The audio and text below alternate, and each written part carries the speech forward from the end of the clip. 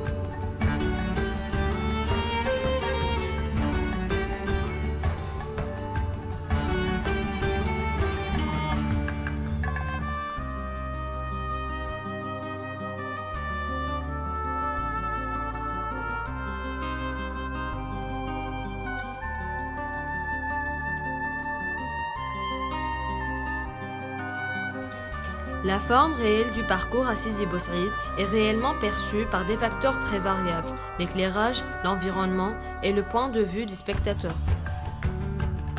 En ce sens, le parcours est pris comme une perception globale dans une logique d'atmosphère arabo-andalouse. L'individu ressent le changement d'atmosphère ainsi que le changement formel des bâtiments, ce qui apparaît avec la rupture formelle des bâtiments ainsi que celle d'atmosphère générale. À la première séquence du parcours nord du Sidi Bou Saïd, une ambiance traditionnelle, plein de mouvements, des voix des commerçants et d'un champ visuel saturé des produits traditionnels spécifiques de la Médina arabesque et méditerranée, avec les fenêtres des bâtiments ouverts sur les ruelles fermées le long de la journée. Faisant rappel à l'aspect socio-culturel de la Médina antique, avec les voisins criant via les ganerias et les écoutes clandestines, des conversations et des musiciens d'une maison à l'autre.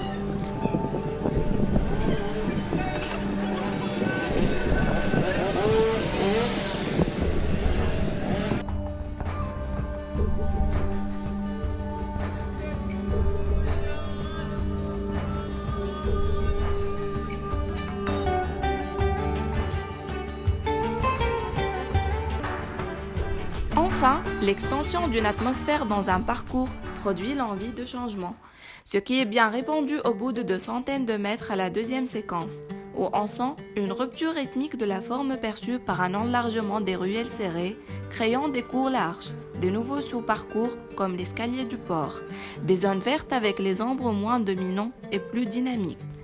Des vues sur mer donnant sur la montagne Bougavenine et le golfe du Tunis, loin de la réverbération acoustique des ruelles serrées et de l'agitation vocale de la zone commerciale.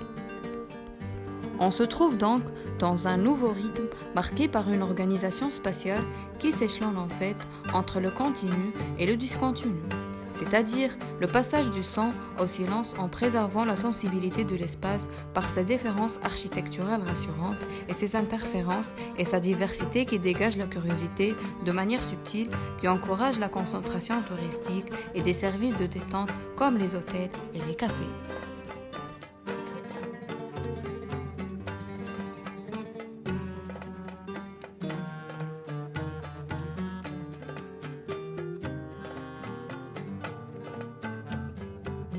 Arrivons enfin à la troisième séquence où on sent encore une fois un délavement de la divergence des rues par la création d'un passage orienté vers la vue, marquant la fin du parcours où se concentrent les zones résidentielles plus modernes loin de tout bruit des visiteurs. Les bâtiments le long de cette rue profitent d'une façon de la vue panoramique tout en gardant leur intimité. Chaque point de vue dans cette séquence dessine un tableau où la végétation luxuriante crée un jeu d'ombre et de lumière.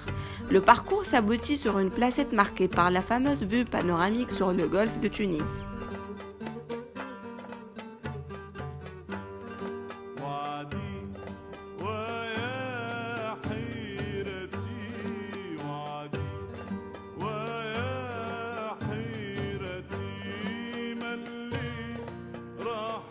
الكولور نتاعها والاركتيكتور نتاعها ما فماش شكون يجي لتونس ما يجيش يعمل فيزيت في سيدي بوسعيد سواء معناها دي مينيستر دي روا دي بريزيدون لازم اي واحد يجي لتونس يلزم لك الباساج سيدي بوسعيد.